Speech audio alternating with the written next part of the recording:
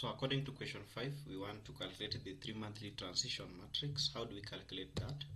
We come here in the we first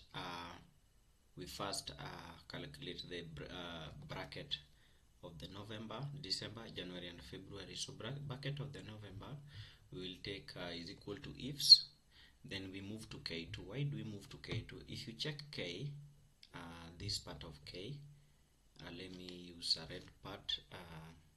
So the part of K is the days in arrears in November. So the days of arrears in November, that will be the bracket of November. If K2, this is where my K2 is equal to 0, we call it current. If it is less than 30, that is between 1 to 30. If it is less than 60, we say 31 to 60. If it is less or equal to 90, we say 61 to 90. Then we move all the way to, we can drop down there here, all the way to, if K2 is greater than 330, we call it 331 to 360 plus. We move to the bucket of December, which is derived from the days in arrears in December, all the way to February. From there, we calculate the average transition matrix. But before we calculate the average transition matrix, we start by calculating the transition matrix first. So we start with the November-December matrix. How do we calculate that?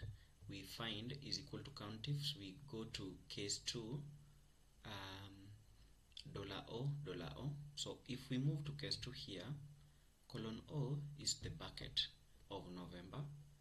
Because we want the transition of November-December matrix, so we check the $O together with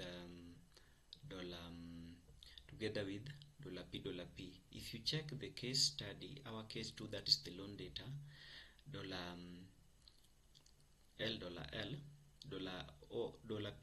$P, which is this one. This is the bucket of December. So November-December transition matrix, we use the $O, $P. If it is December-January matrix, we use $P, $Q.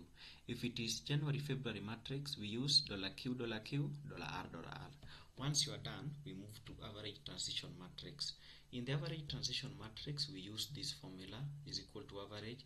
We move to November-December matrix, then we go to December-January matrix, then we move to January-February matrix. Once we are done, we highlight the first row, then we move diagonally. In short, we highlight from B2 to N14. Once we are